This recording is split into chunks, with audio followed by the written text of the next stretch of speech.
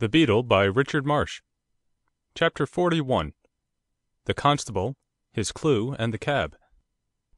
Miss Coleman got up in a fluster, went hurrying to the door. "I won't have that young man in my house. I won't have him. Don't let him dare to put his nose across my doorstep." I endeavoured to appease her perturbation. "I promise you that he shall not come in, Miss Coleman. My friend here and I will go and speak to him outside." She held the front door open, just wide enough to enable Lessingham and me to slip through. Then she shut it after us with a bang. She evidently had a strong objection to any intrusion on Sydney's part. Standing without the gate, he saluted us with a characteristic vigour which was scarcely flattering to our late hostess. Behind him was a constable. "I hope you two have been mewed in with that old pussy long enough. While you've been tittle-tattling, I've been doing. Listen to what this bobby's got to say." The constable, his thumbs thrust inside his belt, wore an indulgent smile upon his countenance. He seemed to find Sydney amusing. He spoke in a deep bass voice, as if it issued from his boots. "I don't know that I've got anything to say." It was plain that Sydney thought otherwise. "You wait till I've given this pretty pair of gossips a lead, officer, then I'll trot you out." He turned to us. "After I'd poked my nose into every dashed hole in that infernal den, and been rewarded with nothing but a pain in the back for my trouble, I stood cooling my heels on the doorstep, wondering if I shouldn't fight the cabman, or get him to fight me just to pass the time away, for he says he can box, and he looks it, when who should come strolling along but this magnificent example of the Metropolitan Constabulary." He waved his hand towards the policeman, whose grin grew wider. I looked at him, and he looked at me, and then we'd had enough of admiring each other's fine features and striking proportions. He said to me, "Has he gone?" I said, "Who? Baxter? Or Bob Brown?" He said, "No, the Arab." I said, "What do you know about any Arab?"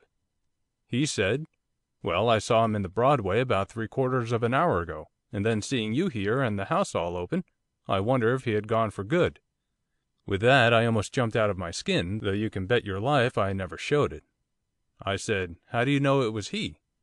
He said, "It was him right enough, there's no doubt about that. If you've seen him once you're not likely to forget him." "Where was he going?" "He was talking to a cabman, four-wheeler. He'd got a great bundle on his head, wanted to take it inside with him. Cabman didn't seem to see it. That was enough for me. I picked this most deserving officer up in my arms, and carried him across the road to you two fellows like a flash of lightning."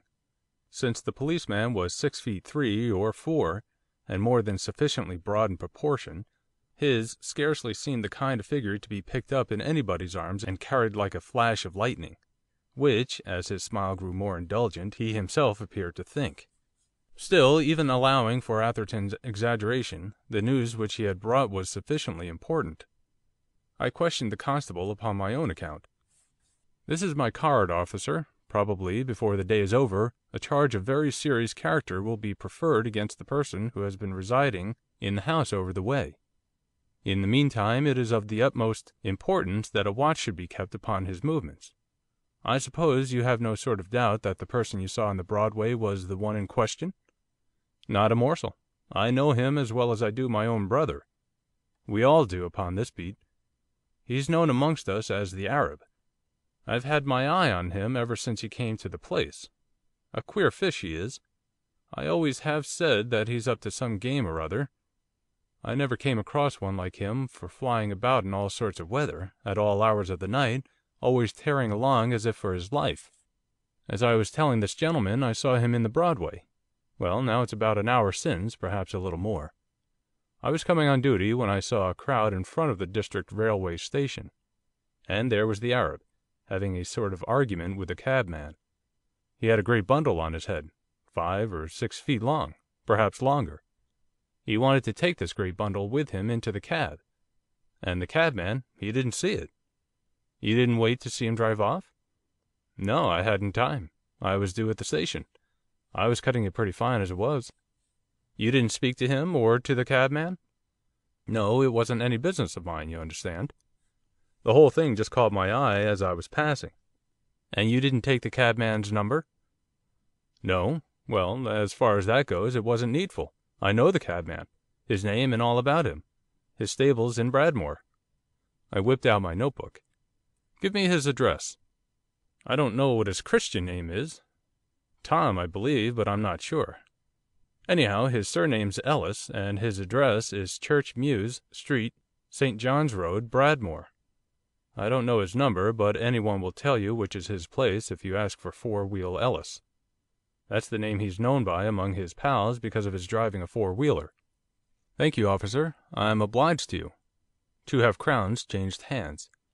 'If you will keep an eye on the house, and advise me at the address which you will find on my card, of anything which takes place there during the next few days, you will do me a service.' We had clambered back into the hansom, the driver was just about to start, when the constable was struck by a sudden thought. 'One moment, sir. Blessed if I wasn't going to forget the most important bit of all. I did hear him tell Ellis where to drive him to.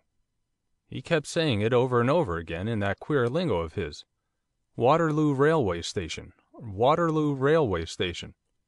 'All right,' said Ellis, 'I'll drive you to Waterloo Railway Station right enough, only I'm not going to have that bundle of yours inside my cab. There isn't room for it, so you put it on the roof.' 'To Waterloo Railway Station,' said the Arab. 'I take my bundle with me to Waterloo Railway Station. I take it with me.' 'Who says you don't take it with you?' said Ellis. 'You can take it, and 20 more besides, for all I care, only you don't take it inside my cab. Put it on the roof.' 'I take it with me to Waterloo Railway Station,' said the Arab. And there they were, wrangling and jangling, and neither seeming to be able to make out what the other was after, and the people all laughing. 'Waterloo Railway Station, you are sure that was what he said?' 'I'll take my oath to it, because I said to myself when I heard it, I wonder what you'll have to pay for that little lot for the district railway stations outside the 4-mile radius.' As we drove off I was inclined to ask myself, a little bitterly, and perhaps unjustly, if it were not characteristic of the average London policeman to almost forget the most important part of his information, at any rate to leave it to the last and only to bring it to the front on having his palm crossed with silver. As the hansom bowled along, we three had what occasionally approached a warm discussion. 'Marjorie was in that bundle,' began Lessingham, in the most lugubrious of tones, and with the most woebegone of faces. 'I doubt it,' I observed. 'She was, I feel it, I know it. She was either dead and mutilated, or gagged and drugged and helpless. All that remains is vengeance.' 'I repeat that I doubt it.' Atherton struck in. 'I am bound to say, with the best will in the world to think otherwise, that I agree with Lessingham. You are wrong.' 'It's all very well for you to talk in that cocksure way, but it's easier for you to say I'm wrong than to prove it. If I am wrong, and if Lessingham's wrong, how do you explain his extraordinary insistence on taking it inside the cab with him, which the bobby describes? If there wasn't something horrible, awful in that bundle of his, of which he feared the discovery, why was he so reluctant to have it placed upon the roof?' 'There probably was something inside which he was particularly anxious should not be discovered, but I doubt if it was anything of the kind which you suggest. Here is Marjorie in a house alone. Nothing has been said of her since, her clothing, her hair is found hidden away under the floor.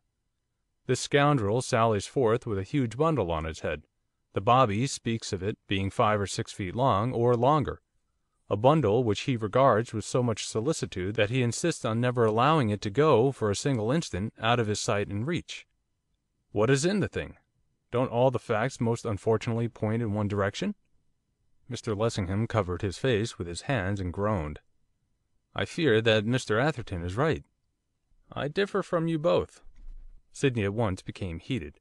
'Then perhaps you can tell us what was in the bundle.'